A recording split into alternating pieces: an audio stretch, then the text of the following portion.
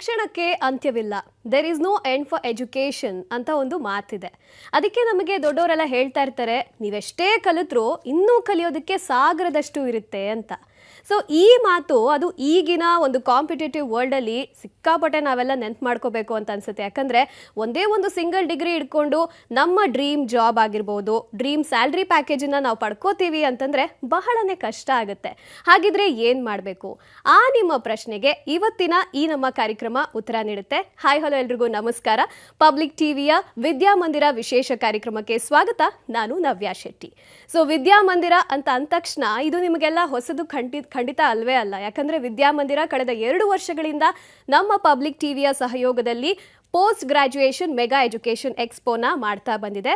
ಅದೇ ರೀತಿಯಾಗಿ ಈ ವರ್ಷವೂ ಕೂಡ ಇದೇ ಆಗಸ್ಟ್ 31 ಹಾಗೂ ಸೆಪ್ಟೆಂಬರ್ 1ನೇ ತಾರೀಕು ಬೆಂಗಳೂರಿನ ಮಲ್ಲೇಶ್ವರಮಲ್ಲಿರುವಂತಹ ಸರ್ಕಾರಿ ಶಾಲಾ ಮೈದಾನ KC ಜನರಲ್ ಆಸ್ಪತ್ರೆ ಎದುರು ಇಲ್ಲಿ ವಿದ್ಯಾಮಂದಿರ ನಡೆಯುತ್ತೆ. ಸೊ ವಿದ್ಯಾಮಂದಿರ ಅಂತಂದ್ರೆ post graduation mega education expo. So post graduation ಯಾಕೆ ಮಾಡಬೇಕು, ಇದನ್ನ ನಾನು ನಿಮಗೆ ಹೇಳಿದ್ರೆ ಖಂಡಿತ ಅದು ಇನ್ಕಂಪ್ಲೀಟ್ ಆಗುತ್ತೆ. ಈ ವಿಷಯದ ಕುರಿತವಾಗಿ ನಮ್ಮ ಜೊತೆ ಮಾತಾಡೋದಕ್ಕೆ ವಿಶೇಷ ಅತಿಥಿಗಳು ನಮ್ಮ ಜೊತೆ ಇದ್ದಾರೆ. ಅವರನ್ನ ಬರ್ಮಾಡ್ಕೊಳ್ಳೋಣ. ಮೊದಲನೇದಾಗಿ ಇವತ್ತು ನಮ್ಮ ಜೊತೆ ಇರುವಂತದ್ದು ರಾಮಯ್ಯ ಯೂನಿವರ್ಸಿಟಿ ಆಫ್ ಅಪ್ಲೈಡ್ ಸೈನ್ಸಸ್ನ ಪ್ರೊಫೆಸರ್ ಹಾಗೂ associate dean research and innovation department doctor T Niranjana Prabhu sir ಇದ್ದಾರೆ. ಸರ್ ನಮಸ್ತೆ, ಕಾರ್ಯಕ್ರಮಕ್ಕೆ ಸ್ವಾಗತ. ನಮಸ್ಕಾರ. ಜೊತೆಗೆ ಚಾಣಕ್ಯ ಯೂನಿವರ್ಸಿಟಿಯ ಡೈರೆಕ್ಟರ್ ಆಫ್ ಸ್ಟೂಡೆಂಟ್ ಅಫೇರ್ಸ್ ಹಾಗೂ ಸ್ಕೂಲ್ ಆಫ್ ಮ್ಯಾನೇಜ್ಮೆಂಟ್ನ ಪ್ರೊಫೆಸರ್ ಆಗಿರುವಂತಹ ಡಾಕ್ಟರ್ ಭವಾನಿ ಅವರು ನಮ್ಮ ಜೊತೆ ಇದ್ದಾರೆ. ಮ್ಯಾಮ್ ನಮಸ್ತೆ, ಕಾರ್ಯಕ್ರಮಕ್ಕೆ ಸ್ವಾಗತ. ನಮಸ್ಕಾರ. ಹಾಗೂ BGS ಕಾಲೇಜ್ ಆಫ್ ಇಂಜಿನಿಯರಿಂಗ್ ಹಾಗೂ ಟೆಕ್ನಾಲಜಿಯ ಡೈರೆಕ್ಟರ್ ಹಾಗೂ ಅಸಿಸ್ಟೆಂಟ್ ಪ್ರೊಫೆಸರ್ MBA ಈ ಒಂದು ಶಾಲೆಯಿಂದ, ಈ ಒಂದು ವಿದ್ಯಾಸಂಸ್ಥೆಯಿಂದ ನಮ್ಮ ಜೊತೆ ಇರುವಂತದ್ದು ನವೀನ್ ಕುಮಾರ್ ಸರ್. ಸರ್ ನಮಸ್ತೆ, ಕಾರ್ಯಕ್ರಮಕ್ಕೆ ಸ್ವಾಗತ. ಸೊ 3 ಜನ ವಿಶೇಷ ಅತಿಥಿಗಳು ಇವತ್ತು ನಮ್ಮ ಜೊತೆ ಇದ್ದಾರೆ. ಬಹಳಷ್ಟು ಪ್ರಶ್ನೆಗಳು ನನಗೂ ಕೂಡ ಇದೆ. ಸೊ ಒಬ್ಬೊಬ್ಬರಾಗಿ ನಾನೀಗ ಕೇಳ್ತಾ ಹೋಗ್ತೀನಿ. ನೀವು ನಮ್ಮ ಜೊತೆ ನಿಮಗೆ ಇರುವಂಥ ಒಂದು ವಿಷಯಗಳನ್ನ ಹಂಚ್ಕೋಬೇಕು. ಸರ್ ತಮಗೆ ಮೊದಲನೇ ಪ್ರಶ್ನೆ ಕೇಳೋದಾದರೆ, ಪೋಸ್ಟ್ ಗ್ರ್ಯಾಜುಯೇಷನ್ ಯಾಕೆ ಮಾಡಬೇಕು? ಇದು ಎಲ್ಲರ ಮನಸ್ಸಲ್ಲೂ ಇರ್ತಕ್ಕಂಥ ಒಂದು ಪ್ರಶ್ನೆ. ತುಂಬ ಸೂಕ್ತವಾದಂಥ ಪ್ರಶ್ನೆ ಕೇಳಿದ್ದೀರಾ. ನೋಡಿ, ಅಂಡರ್ ಗ್ರ್ಯಾಜುಯೇಟ್ ಪ್ರೋಗ್ರಾಮ್ಸಲ್ಲಿ ಒಂದು ಹಂತದವರೆಗಿನ ಸ್ಕಿಲ್ಸ್ ಮಾತ್ರ ಕೊಡ್ತೇವೆ. ಆದರೆ ಇಂಡಸ್ಟ್ರಿ ರಿಕ್ವೈರ್ಮೆಂಟ್ ಬರೀ ಅಂಡರ್ ಗ್ರ್ಯಾಜುಯೇಟ್ ಸ್ಕಿಲ್ಸ್ಗೆ ಅಷ್ಟೇ ಸೀಮಿತವಾಗಿರಲ್ಲ. ಅಲ್ಲಿ ಅದಕ್ಕಿಂತ ಮೇಲಿನದಾಗಿ ಕೆಲವು ಸ್ಕಿಲ್ಸ್ ಬೇಕಾಗುತ್ತೆ. ಅಂಥ ಒಂದು ಜಾಬ್ ರಿಕ್ವೈರ್ಮೆಂಟಿಗೆ ಒಂದು postgraduate programme is very much required in all fields, not only science, not only in management. In all fields postgraduate degrees are very much required and relevant skills ಅದು ಎಲ್ಲರಿಗೂ ಅಗತ್ಯ ಇದೆ. ಹಾಗಾದಾಗ ನಾವು ಇಂಡಸ್ಟ್ರಿನಲ್ಲಿ ಬೆಳಲಿಕ್ಕೆ ಅನುಕೂಲ ಆಗುತ್ತೆ, industry ಕೂಡ ಅದರ ಬೆಳವಣಿಗೆಗೆ ಕಾರಣ ಆಗುತ್ತೆ. ಓಕೆ ಮ್ಯಾಮ್, ನಿಮಗೆ ಕೇಳುವಂಥದ್ದಾದರೆ, ಈಗ ಡಿಗ್ರಿ ಆದಮೇಲೆ ಪೋಸ್ಟ್ ಗ್ರ್ಯಾಜುಯೇಷನ್ ಮಾಡಬೇಕಾಗುತ್ತೆ. ಎಂಟ್ರೆನ್ಸ್ ಎಕ್ಸಾಮ್ಸ್ ಇದನ್ನು ಯಾವ ರೀತಿಯಾಗಿ ನಾವು ಪೋಸ್ಟ್ ಗ್ರ್ಯಾಜುಯೇಷನ್ಗೆ ಯಾವ ರೀತಿಯಲ್ಲಿ ಎಂಟ್ರೆನ್ಸ್ ಎಕ್ಸಾಮ್ಸ್ನ ತಗೋಬೇಕಾಗುತ್ತೆ, ಇದ್ರ ಬಗ್ಗೆ ಹೇಳೋದಾದರೆ? ಶೋರ್. ಎಂಟ್ರೆನ್ಸ್ ಎಕ್ಸಾಮ್ಸ್ ಅನ್ನೋದು ಇಟ್ ಡಿಪೆಂಡ್ಸ್ ಆನ್ ಯಾವ ಯೂನಿವರ್ಸಿಟಿಗೆ ಒಂದು ಸ್ಟೂಡೆಂಟ್ ಅಪ್ಲೈ ಮಾಡ್ತಿದ್ದಾರೆ ಅಂತ. ನಾವು ಕೆಲವೊಂದು ಪ್ರೋಗ್ರಾಮ್ಸ್, ಫಾರ್ ಎಕ್ಸಾಂಪಲ್ MCOM ಅಂತ ಪ್ರೋಗ್ರಾಮಿಗೆ ಅಥವಾ MSCಗೆ ಅವರಿಗೆ PGCET ಅನ್ನೋ ಕಾನ್ಸೆಪ್ಟ್ ಇರಲ್ಲ. ಯೂನಿವರ್ಸಿಟಿ ಅವರೇ ಡೈರೆಕ್ಟಾಗಿ ಕರೆದು ಮಾಡುವಂಥದ್ದು. ಪಬ್ಲಿಕ್ ಯೂನಿವರ್ಸಿಟೀಸ್ನಲ್ಲಿ ಒಂದು ಅಪ್ಲಿಕೇಶನ್ ಕೊಟ್ಟು ರ್ಯಾಂಕಿಂಗ್ ಮಾಡ್ತಾರೆ based on the total marks. Private ಯೂನಿವರ್ಸಿಟೀಸ್ನಲ್ಲಿ ಅವ್ರದ್ದೇ ಆದಂಥ ಒಂದು ಎಂಟ್ರೆನ್ಸ್ ಎಕ್ಸಾಮ್ ಇದ್ದು ಮಕ್ಕಳು ಅದಕ್ಕೆ ತಗೊಂಡು ಅದನ್ನು ಒಳ್ಳೆಯ ಸಂಖ್ಯೆ ಪಡೆದ್ರೆ ಅವರಿಗೆ ಅಲ್ಲಿ ಸೀಟ್ ಸಿಗುತ್ತೆ. ಸೊ ಈ ಒಂದು ವೆರೈಟಿ ಆಗಿರೋಂಥ ಪೋಸ್ಟ್ ಗ್ರ್ಯಾಜುಯೇಟ್ ಕೋರ್ಸಸ್ಗೆ ಎಂಟ್ರೆನ್ಸ್ ಎಕ್ಸಾಮ್ಸ್ ಅನ್ನೋದು ಡಿಪೆಂಡ್ಸ್ ಆನ್ ಯಾವ ಯೂನಿವರ್ಸಿಟಿಗೆ ಅವ್ರು ಅಪ್ಲೈ ಮಾಡ್ತಿದ್ದಾರೆ ಅಂತ. ಕೆಲವೊಂದು ಲೈಕ್ MCA ಅಥವಾ MTech ಅಥವಾ MBA ಇಂಥವಕ್ಕೆ ಎಲ್ಲ ಕಡೆಗೂ ಎಂಟ್ರೆನ್ಸ್ ಎಕ್ಸಾಮ್ಸ್ ಇರುತ್ತೆ. ಯಾಕೆಂದರೆ 2 ವೆರೈಟಿ ಸೀಟ್ಸ್ ಇರುತ್ತೆ. ಒಂದು ಮ್ಯಾನೇಜ್ಮೆಂಟ್ ಕೋಟಾ ಅಂತ ಒಂದು ಹೇಳ್ತೀವಿ, ಇನ್ನೊಂದು ಗವರ್ಮೆಂಟ್ ಕೋಟಾ. ಸೊ ಈ 2 ಕೋಟಾಗೂ ಅವರದೇ ಆದಂಥ ಎಂಟ್ರೆನ್ಸ್ ಎಕ್ಸಾಮ್ಸ್ ಇರುತ್ತವೆ. ಸೊ ಗವರ್ಮೆಂಟ್ ಆದರೆ PGCET, ಕರ್ನಾಟಕದಲ್ಲಿ PGCET ಅನ್ನೋದು ಅವ್ರು ತೊಗೊಳ್ಳೇಬೇಕಾಗುತ್ತೆ. ಅದು ತೊಗೊಂಡು ಅವ್ರು ಅದರಲ್ಲಿ ಚೆನ್ನಾಗಿ ಬಂದು ರ್ಯಾಂಕಿಂಗ್ ಬಂದಾಗ ಅವ್ರಿಗೆ ಗವರ್ಮೆಂಟ್ ಪ್ರಕಾರವಾಗಿ ಅಲಾಟ್ಮೆಂಟ್ ಆಗುತ್ತೆ ಸೀಟ್ಸ್. ಅದೇ ಪ್ರೈವೇಟ್ ಯೂನಿವರ್ಸಿಟೀಸ್ ಅಥವಾ ಬೇರೆ ಅಫಿಲಿಯೇಟೆಡ್ ಕಾಲೇಜಸ್ನಲ್ಲೆಲ್ಲ ಬೇಸ್ಡ್ ಆನ್ ಫಾರ್ ಎಕ್ಸಾಂಪಲ್ MBAನಲ್ಲಿ ವಿ ಹ್ಯಾವ್ KMAT ಅಂತ ಹೇಳ್ತಾರೆ, ಮತ್ತು MAT ಇದೆ, ZAT ಇದೆ, ಸಾಕಷ್ಟು ನ್ಯಾಷನಲ್ ಲೆವೆಲ್ ಎಕ್ಸಾಮ್ಸ್ ಇದೆ. ಅದಲ್ಲದೆ ಪ್ರೈವೇಟ್ ಯೂನಿವರ್ಸಿಟಿ, ಇವಾಗ ಚಾಣಕ್ಯನಲ್ಲಿ ನಮ್ಮದೇ ಆದಂಥ ಒಂದು ಪರೀಕ್ಷೆ ಇದೆ, ಕಪ್ ಅಂತ ಕರಿತೀವಿ ನಾವು ಅದನ್ನು. ಸೊ ಈ ಒಂದು ಪರೀಕ್ಷೆಗಳು ತಗೊಂಡು ಅವರು ಅದನ್ನು ಆ ಒಂದು ಪೋಸ್ಟ್ ಗ್ರಾಜ್ಯುಯೇಟ್ ಕೋರ್ಸಸ್ಗೆ ಬರ್ಬೋದು. But entrance exams is a must. So ಅದನ್ನು ವಿದ್ಯಾರ್ಥಿಗಳು ಗಮನಕ್ಕೆ ಇಟ್ಕೊಂಡು ಯಾವ ಡೇಟ್ಸು ಎಲ್ಲೆಲ್ಲಿ ಆಗ್ತಿದೆ ಅನ್ನೋದು ಅದನ್ನು ಅವ್ರ ಗಮನದಲ್ಲಿರಬೇಕು. ಓಕೆ, ನವೀನ್ ಸರ್ ತಮಗೆ ಕೇಳೋದಾದ್ರೆ, ಈಗ ಪಿ ಜಿ ಅಂತ ಅಂದ ತಕ್ಷಣ ಇನ್ ಜನರಲ್ ಒಂದಷ್ಟು ಕೋರ್ಸ್ಗಳ ಬಗ್ಗೆ ಮಾತ್ರ ಜನರಿಗೆ ಮಾಹಿತಿ ಇರುತ್ತೆ, ಆದರೆ ಬಹಳಷ್ಟು ಕೋರ್ಸ್ಗಳಿರುತ್ತೆ. ಈಗ ನಮ್ಮ ವಿದ್ಯಾಮಂದಿರದಲ್ಲೇ 50ಕ್ಕೂ ಹೆಚ್ಚು ಪಿ ಜಿ ಕೋರ್ಸ್ಗಳ ಬಗ್ಗೆ ನಾವು ಇನ್ಫಾರ್ಮೇಷನ್ ನೀಡ್ತೀವಿ. ಸೊ ತಮಗೆ ಕೇಳೋದಾದ್ರೆ ಯಾವ ರೀತಿಯಾದಂಥ ಪಿ ಜಿ ಕೋರ್ಸ್ಗಳಿದೆ? ಮೊದಲನೇದಾಗಿ ಎಲ್ಲರಿಗೂ ನಮಸ್ಕಾರ, and thanks to Public TV for inviting me to be part of such a esteemed panel. To answer your question, options ಜಾಸ್ತಿ ಇದ್ದಾವೆ. ಎಸ್ಪೆಷಲಿ ಪೋಸ್ಟ್ ಗ್ರ್ಯಾಜುಯೇಷನ್ಗಿಂತ ಹಿಂದೆಗಡೆ ಹೋದರೆ ಅಂಡರ್ ಗ್ರ್ಯಾಜುಯೇಟ್ ಪ್ರೋಗ್ರಾಮ್ಸ್ ಏನಿದಾವೋ, ಮುಂಚೆ ನಮಗೇನಿತ್ತು ಅಂಡರ್ ಗ್ರ್ಯಾಜುಯೇಟ್ ಪ್ರೋಗ್ರಾಮ್ಸ್ ಅಂದರೆ ನೀವು ಮೆಡಿಸಿನ್ ಮಾಡ್ತೀರಾ, ಒಂದು ವೇಳೆ ಮೆಡಿಸಿನ್ ಆಗಿಲ್ಲ ಅಂದರೆ ಇಂಜಿನಿಯರಿಂಗ್ ಮಾಡ್ತೀರಾ, ಒಂದು ವೇಳೆ ಇಂಜಿನಿಯರಿಂಗ್ ಆಗಿಲ್ಲ ಅಂದರೆ 3 year degree courses. 3 year degree ಕೋರ್ಸಲ್ಲಿ ನಮಗೆ BCom ಇದೆ, BSc ಇದೆ, BA ಇದೆ, BCA ಇದೆ, ಏನು ಬೇಕಾದ್ರೂ ಮಾಡ್ಬೋದು. ನಾವು ಅಂಡರ್ ಗ್ರ್ಯಾಜುಯೇಟ್ ಕೋರ್ಸಸಲ್ಲಿ ಕೂಡ, for example whether it is Chanakya University or Ramaiah University, within undergraduate courses ನೀವು ಅವ್ರ ವೆಬ್ಸೈಟ್ ನೋಡಿದ್ರೆ they have up to 70 to 80 programmes just undergraduate degree. So ನೀವು ಇಷ್ಟು ಪ್ರೋಗ್ರಾಮ್ಸ್ ಆಫರ್ ಮಾಡಿದಾಗ when you finish your undergraduate, what do you do next, right? ಆ ಒಂದು option ಬಂದಾಗ traditional ಮೆಥಡಲ್ಲಿ ನಾವು ನೋಡಿದ್ರೆ ಇಂಜಿನಿಯರ್ಸ್ ಮಾಡಿರೋರು, BCom ಮಾಡಿರೋರು ಜನರಲಿ MBAಗೆ ಹೋಗ್ತಾರೆ ಅಥವಾ MTechಗೆ ಹೋಗ್ತಾರೆ. BE ಮಾಡಿರೋರು BCom ಮಾಡಿರೋರು ಏನು ಮಾಡ್ತಾರೆ, MComಗೆ ಹೋಗ್ತಾರೆ. ಸೊ ಈ ರೀತಿ traditionally there are certain system that is in place that connects undergraduate programmes to postgraduate programmes. What has changed in the last decade is that the undergraduate programs have expanded. You have a universe of undergraduate programs, as a result of which postgraduate programs ಏನಿದೆಯೋ ನಮ್ಮಲ್ಲಿ ಅದು expand ಆಗಿದೆ ಈಗ. If you look at MS Ramaya University or Chanakya University or Presidency or any of these big universities that have come up today, within MBA itself, you have general MBA and you have MBA in operations, supply chain management, data analysis. ಈ ರೀತಿ MBA ಅಲ್ಲೇ 15 specialisation ಇದೆ. MBA ನಲ್ಲಿನೇ 15 specialisation ಇದೆ, right? ನಾವು you think about MTech. Sir ಹೇಳಿದಾಗೆ within the technology field itself MS, MTech.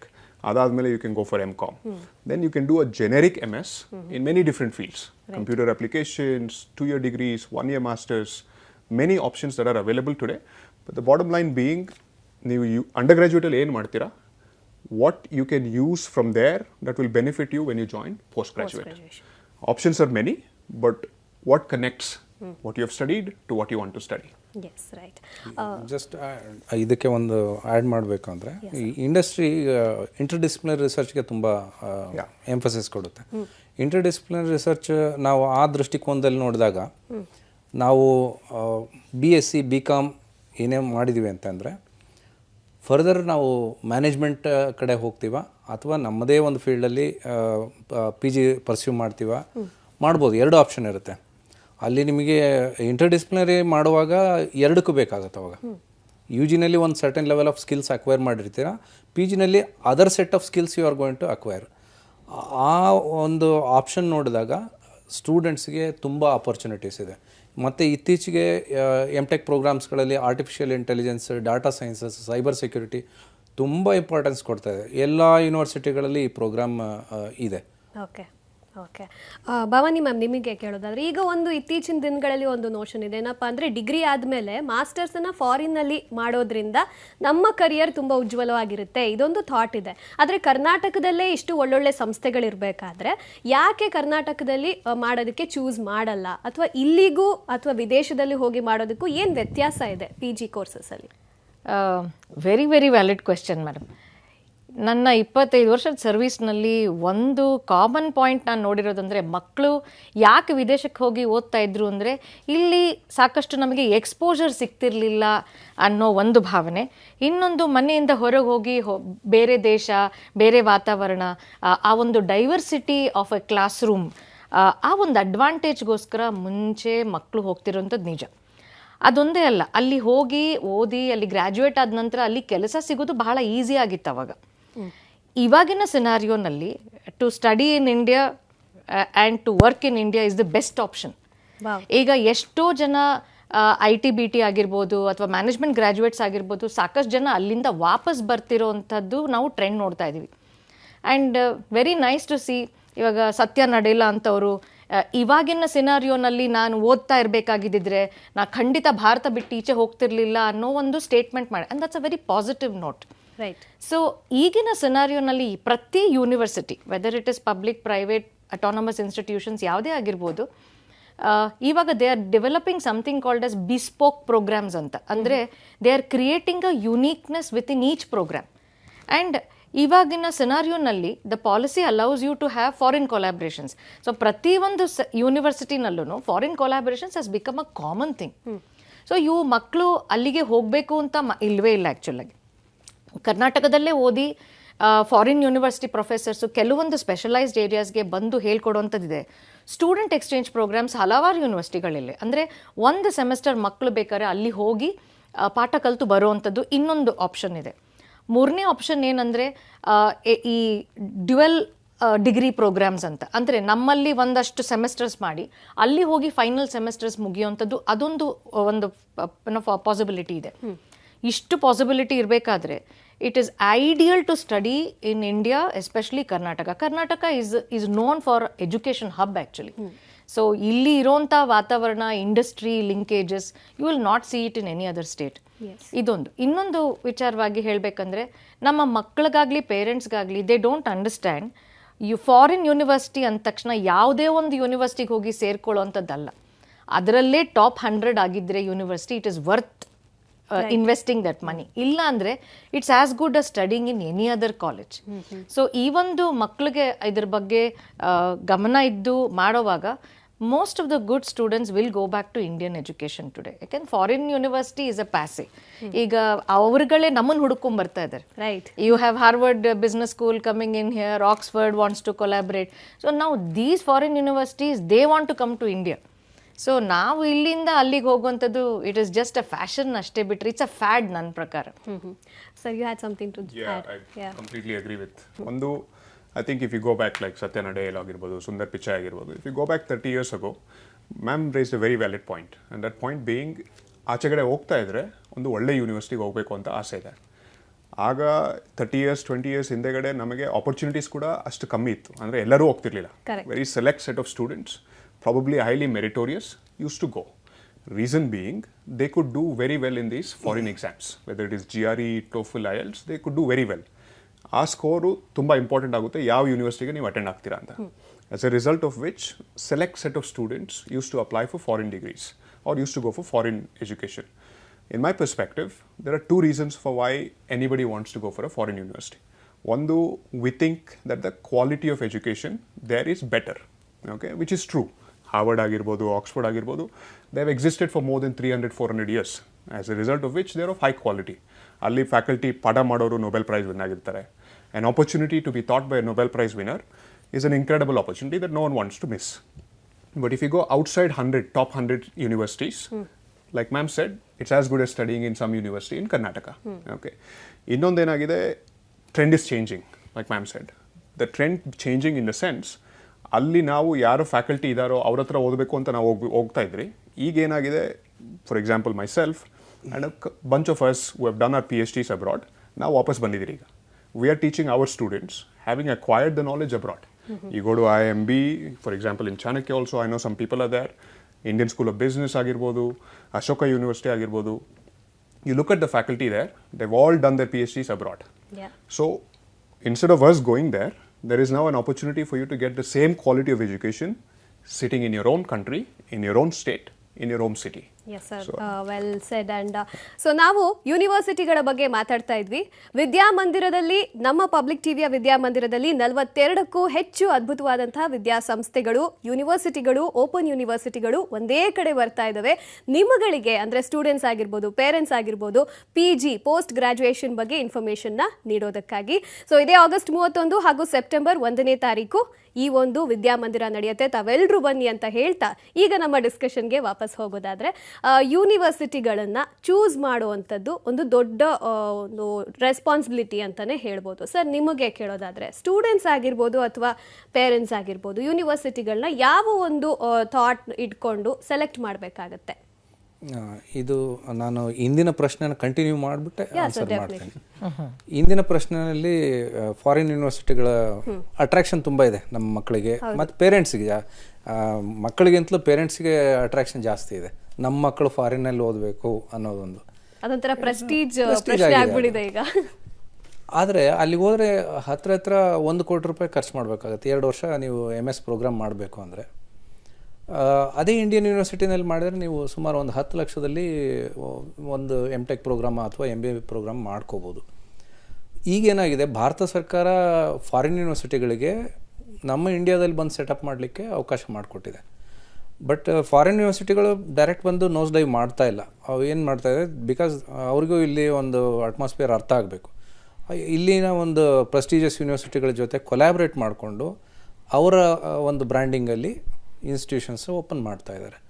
So ಇಲ್ಲಿ ಏನಾಗುತ್ತೆ, ಅವರ ಎಕ್ಸ್ಪರ್ಟೀಸ್ ಕೂಡ ಭಾರತಕ್ಕೆ ಬರ್ತಾ ಇದೆ ಫ್ಯಾಕಲ್ಟಿಗಳ ಮೂಲಕ ಆಗಿ. ಜೊತೆಗೆ ನಾವು ನಮ್ಮ ಫ್ಯಾಕಲ್ಟಿಗಳು ಅವ್ರ ಜೊತೆ ವರ್ಕ್ ಮಾಡಿದಾಗ ನಾವು ಕಲಿತಾ ಇದ್ದೀವಿ. ನಮ್ಮ ವಿದ್ಯಾರ್ಥಿಗಳು ಅವ್ರ ಜೊತೆ ಪಾಠ ಮಾಡುವಾಗ ಅಥವಾ ಇಂಟ್ರ್ಯಾಕ್ಷನ್ ಮಾಡುವಾಗ ವಿದ್ಯಾರ್ಥಿಗಳು ಕಲಿತಾ ಇದ್ದಾರೆ, ನಮ್ಮ ಫ್ಯಾಕಲ್ಟಿಗಳು ಕಲಿತಾ ಇದ್ದಾರೆ. ಹಾಗೆಯೇ ನಮ್ಮ ಸ್ಕಿಲ್ಸ್ ಏನು ಕಡಿಮೆ ಇರೋಲ್ಲ, ಇದ್ರ ಮೂಲಕ ಅವರು ಕೂಡ ಕಲಿತಾ ಇರ್ತಾರೆ. ಸೊ ಈ ದೃಷ್ಟಿಕೋನದಲ್ಲಿ ನೋಡಿದಾಗ ನಾವು ಯಾಕೆ ಅಷ್ಟೊಂದು ಖರ್ಚು ಮಾಡಿ ಹೊರಗಡೆ ಹೋಗಿ ಕಲಿಬೇಕು, ನಾವು ಇಲ್ಲೇ ಯಾಕೆ ಕಲಿಬಾರ್ದು? ಸಾಕಷ್ಟು ಯೂನಿವರ್ಸಿಟಿಗಳು ಕೊಲಾಬ್ರೇಟ್ ಆಗ್ತಾ ಇದೆ ಫಾರಿನ್ ಯೂನಿವರ್ಸಿಟಿಗಳ ಜೊತೆ, ಮತ್ತು ಅವರು ಇನ್ಸ್ಟಿಟ್ಯೂಷನ್ ಬಂದು ಇಲ್ಲಿ ಎಸ್ಟಾಬ್ಲಿಷ್ ಮಾಡ್ತಾ ಇದ್ದಾರೆ. ಸೊ 2 ಆಪರ್ಚುನಿಟಿಗಳನ್ನ ನಾವು ನೋಡಿದಾಗ ಭಾರತದಲ್ಲೇ ಕಡಿಮೆ ಖರ್ಚಿನಲ್ಲಿ ನಾವು ಅಂಥ ಒಂದು ಡಿಗ್ರಿಗಳನ್ನು, ಸ್ಕಿಲ್ಸನ್ನು ನಾವು ಪಡ್ಕೋಬೋದು ಅಂತ ನಾನು ಅಭಿಪ್ರಾಯ ಪಡ್ತೇನೆ. ನೀವು ಇನ್ನೊಂದು ಪ್ರಶ್ನೆ. ಸೊ ಯೂನಿವರ್ಸಿಟಿಗಳನ್ನ ಚೂಸ್ ಮಾಡಬೇಕಾದ್ರೆ ಪೋಷಕರಾಗಿರ್ಬೋದು ಅಥವಾ ವಿದ್ಯಾರ್ಥಿಗಳಾಗಿರ್ಬೋದು ಯಾವ ಒಂದಷ್ಟು ವಿಷಯಗಳನ್ನ ತಲೆಯಲ್ಲಿ ಇಟ್ಕೊಂಡು ಚೂಸ್ ಮಾಡಬೇಕಾಗತ್ತೆ? ನನ್ನ ಅಭಿಪ್ರಾಯದಲ್ಲಿ ಒಂದು, ಅವರು ವಿಸಿಟ್ ಮಾಡಬೇಕು.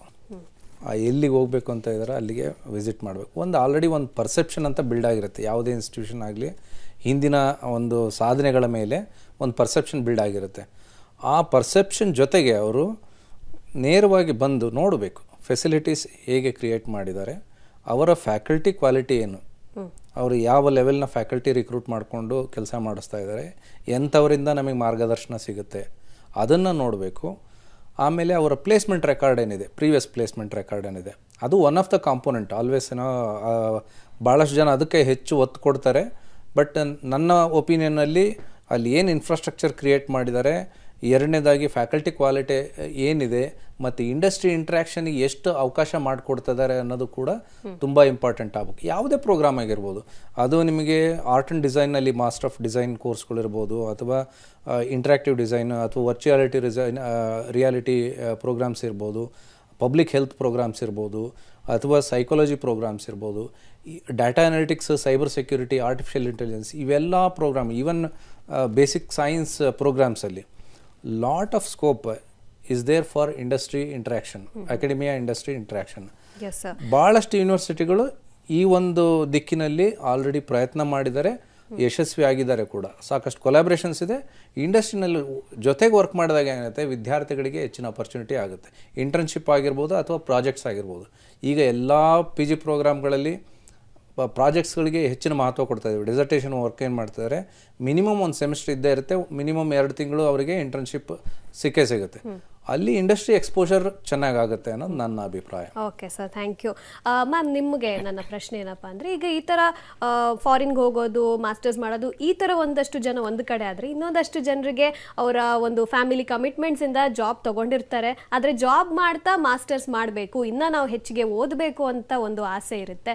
ಸೊ ಅಂಥವರು ಹೇಗೆ ಒಂದು ಪೋಸ್ಟ್ ಗ್ರ್ಯಾಜುಯೇಷನ್ನ ಮಾಡಬಹುದು? ಭಾರತದಲ್ಲಿ ಇವಾಗ ಸಾಕಷ್ಟು ಪಾಸಿಬಿಲಿಟೀಸ್ ಇದೆ ಮ್ಯಾಮ್. ಅವರು 2 ವರ್ಷ ಕಂಪ್ಲೀಟ್ ಆಗಿ ಇಲ್ಲೇ ಬಂದು ಮಾಡಬೇಕು ಅಂತ ಏನೂ ಇಲ್ಲ. ನಮ್ಮಲ್ಲಿರೋಂಥ ವ್ಯವಸ್ಥೆ ಹೇಗಿದೆ ಅಂದರೆ, ಸಾಕಷ್ಟು ಓಪನ್ ಯೂನಿವರ್ಸಿಟೀಸ್ ಇವೆ. That is the first kind of universities ನೀವು ನೋಡ್ಬೋದು. ಕರ್ನಾಟಕ ಸ್ಟೇಟ್ ಓಪನ್ ಯೂನಿವರ್ಸಿಟಿ ಇರ್ಬೋದು, Indira Gandhi national open university ಇರ್ಬೋದು. ಇವುಗಳು at a very basic level ಏನಪ್ಪ ಅಂದರೆ, ನಿಮ್ಮ ಏಜ್ ಪ್ರಕಾರವಾಗಿ ತಾವು ಪೋಸ್ಟ್ ಗ್ರಾಜುಯೇಷನ್ ಮಾಡ್ಕೋಬೋದು. ನೀವು ಡಿಗ್ರಿ ಆಗಬೇಕು ಅಂತಲೇ ಏನಿರಲ್ಲ. That's why it is open university. Next set of universities are the public universities. So ಗವರ್ಮೆಂಟೇ ಎಸ್ಟಾಬ್ಲಿಷ್ ಮಾಡಿರೋಂಥ ಯೂನಿವರ್ಸಿಟಿಗಳು. ಅಲ್ಲಿ ನಿಮಗೆ PG ಡಿಪ್ಲೊಮಾ ಅಂತ ಕೊಡ್ತಾರೆ. ಅಥವಾ ಕೆಲವು ಪಬ್ಲಿಕ್ ಯೂನಿವರ್ಸಿಟೀಸ್ನಲ್ಲಿ ಈವ್ನಿಂಗ್ ಕಾಲೇಜಸ್ ಇರುತ್ತವೆ, even at post graduation level. ಅದಕ್ಕೂ ಕೂಡ ತಗೋಬೋದು. ಸೊ ಕೆಲಸ ಮಾಡ್ತಾ ಮಾಡ್ತಾ ಸಾಯಂಕಾಲ ಹೋಗಿ ಕ್ಲಾಸಸ್ ಅಟೆಂಡ್ ಮಾಡ್ಬೋದು. ಮೂರನೇದೇನೆಂದರೆ, ಪ್ರೈವೇಟ್ ಯೂನಿವರ್ಸಿಟೀಸ್. ನಮ್ಮ ದೇಶದಲ್ಲಿ ಇವಾಗ UGC has given approval, AICT has given approval for online executive programmes. Right. So ಇವುಗಳನ್ನ ಕೂಡ ಮಾಡ್ಕೋಬೋದು. ಈ ಆನ್ಲೈನ್ ಎಕ್ಸಿಕ್ಯೂಟಿವ್ ಪ್ರೋಗ್ರಾಮ್ಸ್ ಅಂದರೆ ಆನ್ಲೈನ್ ಪ್ಲಸ್ ಆಫ್ಲೈನ್ ಅಂದರೆ ಹೈಬ್ರಿಡ್ ಮೋಡ್ನಲ್ಲಿ ಇವಾಗ ಸಾಕಷ್ಟು ಯೂನಿವರ್ಸಿಟೀಸ್ ಮಾಡ್ತಾ ಇವೆ. ಸೊ UGC ಪ್ರಕಾರವಾಗಿ ನಾವು ಅಪ್ಲೈ ಮಾಡಿ ನಮ್ಮ ಯೂನಿವರ್ಸಿಟಿಗೆ, it could be a private university, ಮುಂಚೆ ಹೀಗಿರಲಿಲ್ಲ, ಇವಾಗ ಪ್ರತಿಯೊಂದು ಪ್ರೈವೇಟ್ ಯೂನಿವರ್ಸಿಟಿಗೂ as long as they have a good standing and ಒಳ್ಳೆ ರ್ಯಾಂಕಿಂಗ್ ಅಕ್ರೆಡಿಟೇಷನ್ ಇದ್ದರೆ ಅವರಿಗೆ ಅವ್ರ ಪಾಸಿಬಿಲಿಟೀಸ್ ಇದೆ. ಸೊ ಈ ಡಿಸ್ಟೆನ್ಸ್ ಎಜುಕೇಷನ್ ಅಥವಾ ಹೈಬ್ರಿಡ್ ಮೋಡ್ ಅಂತ ಇವಾಗ, ಸೊ ಕೆಲವೊಂದೊಮ್ಮೆ ಆಫ್ಲೈನು ಕೆಲವೊಂದೊಮ್ಮೆ onlines, but you don't have to stop working, ಅದು ಒಂದು ಪಾಸಿಬಿಲಿಟಿ. ಇನ್ನೊಂದು ಸಾಕಷ್ಟು ಫಾರಿನ್ ಯೂನಿವರ್ಸಿಟೀಸ್ ಬಂದಿವೆ where they can do it online, so complete online. So ಈ ಥರ ಅದಲ್ಲದೆ ಮೈಕ್ರೋ ಕ್ರೆಡೆನ್ಷಿಯಲ್ಸ್ ಅಂತ ಕರಿತೀವಿ.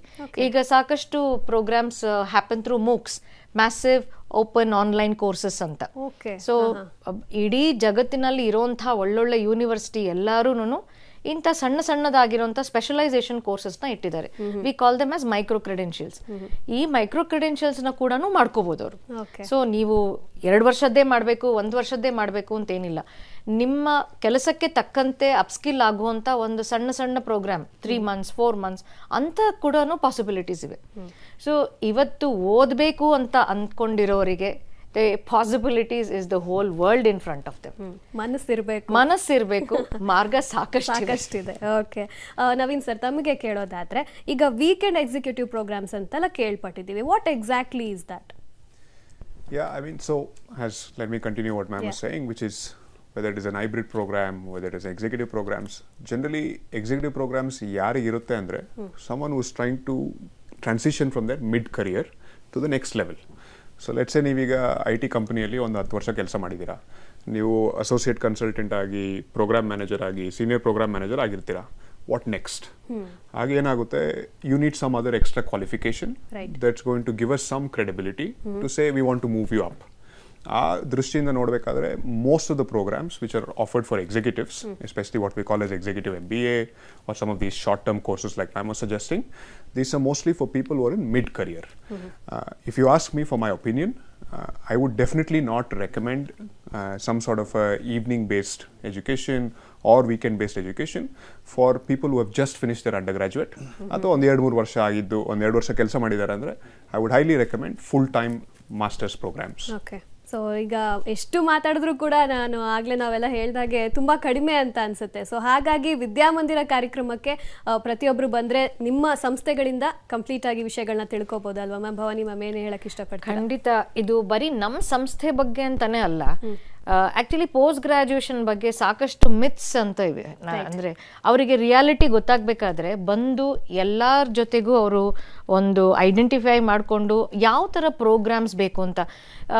Both the gentlemen very nicely put. ಇವಾಗ post graduation has become a niche program, ಅಂದರೆ ಸೂಪರ್ ಸ್ಪೆಷಲೈಸೇಷನ್ ಅಂತೀವಿ. ಸೊ ಇದೆಲ್ಲ ತಿಳ್ಕೊಬೇಕಾದ್ರೆ ಅವರು ಇಲ್ಲಿಗೆ ಬಂದರೆ ಒಳ್ಳೆಯದು. ಯಾಕೆಂದರೆ ಈ ಕೆಲವೇ ನಿಮಿಷಗಳಲ್ಲಿ ನಾವು ಎಷ್ಟೇ ರ್ಯಾಪ್ ಅಪ್ ಮಾಡೋಕ್ಕೆ ಟ್ರೈ ಮಾಡಿದ್ರು I don't think we are doing justice. ಅವರು ಅಲ್ಲಿಗೆ ಬಂದಾಗ ಏನಾಗುತ್ತೆ, ಎಲ್ಲ ಸಂಸ್ಥೆಗಳ ಫ್ಯಾಕಲ್ಟೀಸ್ ಇರ್ತಾರೆ ಅಲ್ಲಿ, ಅವ್ರ ಜೊತೆಗೆ ಮಾತನಾಡಿ, ಅವ್ರ ಜೊತೆಗೆ ಐಡಿಯಾಸ್ ತಗೊಂಡು ಆಮೇಲೆ ಮಕ್ಕಳನ್ನ ಗೈಡ್ ಮಾಡಿದ್ರೆ ಒಳ್ಳೇದು ಪೋಷಕರಿಗೆ. ಯಾಕೆಂದರೆ ಇವಾಗಿನಿರೋ ಆಪ್ಷನ್ಸ್ ಹೆಂಗಿದೆ ಅಂದರೆ ಇಟ್ಸ್ ಅ 4 ಆರ್ಟ್ ನನ್ನ ಪ್ರಕಾರ.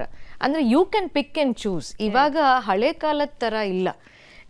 ಅಂದರೆ MBA ಅಂದರೆ ಹೀಗೆ ಇರುತ್ತೆ ಅಥವಾ MCOM ಅಂದರೆ ಹೀಗೆ ಇರುತ್ತೆ ಅನ್ನೋ ಕಾನ್ಸೆಪ್ಟ್ ಇಲ್ಲ ಈಗ. The student can choose. ಅವ್ರ ಮುಂದೆ ಇಷ್ಟು ಆಪ್ಷನ್ಸ್ ಇದೆ. ಈಗ many of our universities are also liberal education. ಈಗ ಫಾರ್ ಇನ್ಸ್ಟೆನ್ಸ್ ಚಾಣಕ್ಯನಲ್ಲಿ ನಾವಿವಾಗ MBA ಮಾಡ್ತಿರೋ ಮಕ್ಕಳು they study a part of psychology also. So ಹಾಗಾಗಿ ಹೀಗೆ ಮಾಡಬೇಕು ಅಂತ ಏನಿಲ್ಲ. ಸೊ ಅದೇನಾಗುತ್ತೆ, ಆ ಮಕ್ಕಳು ಬಂದು ಯೂನಿವರ್ಸಿಟೀಸ್ ಜೊತೆಗೆ ಮಾತನಾಡಿ ಅವರ ಫ್ಯಾಕಲ್ಟೀಸ್ ಜೊತೆಗೆ ಇಂಟ್ರ್ಯಾಕ್ಟ್ ಮಾಡಿ ಯಾವ ಥರ ಪ್ರೋಗ್ರಾಮ್ಸ್ನ ಅವರು ಮಾಡಬಹುದು, ಎಲ್ಲಿಗೆ ಅವ್ರಿಗೆ. ಆ್ಯಂಡ್ ಇನ್ನೊಂದು ವೆರಿ ಇಂಪಾರ್ಟೆಂಟ್ ಮ್ಯಾಮ್, ನಮ್ಮ ಸ್ಕಿಲ್ ಸೆಟ್ಸ್ ಏನಿದೆ, ನಮ್ಮ ಸ್ಟ್ರೆಂತ್ಸ್ ಏನಿದೆ, ಅದಕ್ಕೆ ತಕ್ಕಂತೆ ನಮ್ಮ ಪೋಸ್ಟ್ ಗ್ರಾಜುಯೇಷನ್ ಪ್ರೋಗ್ರಾಮ್ನ ಅಲೈನ್ ಮಾಡಿಕೊಂಡ್ರೆ job success is very very high. So ಈ ಯಾರೋ ಪಕ್ಕದ ಮನೆಯವ್ರು ಹೇಳಿದ್ರು ಅದಕ್ಕೆ ಮಾಡ್ತಿದ್ದೀನಿ ಅನ್ನೋ ಬದಲಾಗಿ ಅವರೇ ಬಂದು ಖುದ್ದಾಗಿ ನೋಡಿದಾಗ ಇಷ್ಟು ಸಂಸ್ಥೆಗಳಿವೆ, ಇಷ್ಟು ಪ್ರೋಗ್ರಾಮ್ಸ್ ಆಫರ್ ಇದೆ, they will get a great idea actually. So ನನ್ನ ಪ್ರಕಾರ ಪೋಷಕರು, ವಿದ್ಯಾರ್ಥಿಗಳು 31ನೇ ತಾರೀಕು 1ನೇ ತಾರೀಕು ಬಂದು ನಮ್ಮ ಜೊತೆಗೆ ಒಡನಾಟ ಮಾಡಿದ್ರೆ ನಿಮಗೆ ಒಂದು ಐಡಿಯಾ ಬರುತ್ತೆ ನಾವೇನು ಮಾಡಬಹುದು ಮುಂದೆ ಅಂತ. ಎಸ್ ಎಸ್ ಮ್ಯಾಮ್ ಹೇಳಿದ ಹಾಗೆ, ಹಾಗೂ ತಾವು 3 ಜನ ಇಷ್ಟೊತ್ತು ಬಹಳಷ್ಟು ವಿಷಯಗಳನ್ನ ತಿಳಿಸಿದ್ರೆ, ಆದರೆ ಖಂಡಿತವಾಗ್ಲೂ ಇದು ಡೆಫಿನೆಟ್ಲಿ ಸಾಲಲ್ಲ. ಸೊ ನಿಮ್ಮನ್ನೆಲ್ಲ ಹಾಗೆ ನಮ್ಮನ್ನ ಕೂಡ ನೀವು ಭೇಟಿ ಆಗಬೇಕು. ಇಷ್ಟು ವಿದ್ಯಾಸಂಸ್ಥೆಗಳು ಒಂದೇ ಸಲ ನಿಮ್ಮ ಮುಂದೆ ಬರ್ತವೆ. ಸೊ ವಿದ್ಯಾಮಂದಿರ ಕಾರ್ಯಕ್ರಮನ ಮಿಸ್ ಮಾಡದೆ ಬನ್ನಿ ಅಂತ ಹೇಳ್ತಾ ತಮ್ಮ 3 ಜನರಿಗೂ ಕೂಡ ಧನ್ಯವಾದಗಳು ಇಷ್ಟೊತ್ತು ನಮ್ಮ ಜೊತೆ ಇದ್ದೀರಾ. ನಮಸ್ಕಾರ, thank you. So yes, Public ಟಿವಿಯ ವಿದ್ಯಾಮಂದಿರ 3ನೇ ಆವೃತ್ತಿ ಇದೇ ಆಗಸ್ಟ್ 31 ಹಾಗೂ ಸೆಪ್ಟೆಂಬರ್ 1ನೇ ತಾರೀಕು ನಡೀತಾ ಇದೆ. ಮಿಸ್ ಮಾಡದೆ ಬನ್ನಿ. ಈ ಕಾರ್ಯಕ್ರಮದಲ್ಲಿ ಕೇವಲ ಪೋಸ್ಟ್ ಗ್ರಾಜುಯೇಷನ್ ಬಗ್ಗೆ ಮಾತ್ರ ತಿಳ್ಕೊಳ್ಳೋದಲ್ಲ, ಪ್ರತಿ ಗಂಟೆಗೊಮ್ಮೆ ಆಕರ್ಷಕ ಬಹುಮಾನನ ಕೂಡ ತಾವು ಗೆಲ್ಬಹುದು. ಸೊ ಸ್ಟೂಡೆಂಟ್ಸ್, ಪೇರೆಂಟ್ಸ್ ಎಲ್ಲರೂ ಬಂದು ವಿಸಿಟ್ ಮಾಡಿ ಅಂತ ಹೇಳ್ತಾ ಈ ಕಾರ್ಯಕ್ರಮನ ಇಲ್ಲಿಗೆ ಮುಗಿಸ್ತಾ ಇದ್ದೀನಿ. ನೆನಪಿರ್ಲಿ, ನ್ಯೂಸ್ ಅಂದ್ರೆ ಪಬ್ಲಿಕ್ ಟಿವಿ.